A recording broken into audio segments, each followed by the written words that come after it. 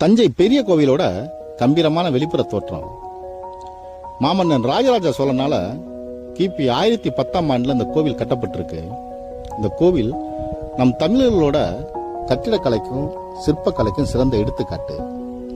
கற்களே இல்லாத சமவெளி பகுதியில வெறும் கற்களை கொண்டு கட்டப்பட்ட இந்த கோவில் உலக அதிசயத்துல ஒன்னா இருந்திருக்கணும்.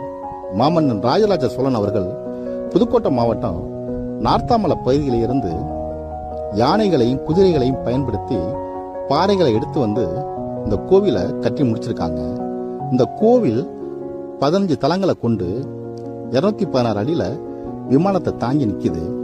இந்த கோவிலை பார்க்கும்போது சோழ பேரரசின் வலிமையையும் சிவபெருமான் மீது அவர்கள் கொண்ட பற்றும் நமக்கு தெரியுது. மேலும் தகவலோடு எனது அடுத்த பதிவில். நன்றி.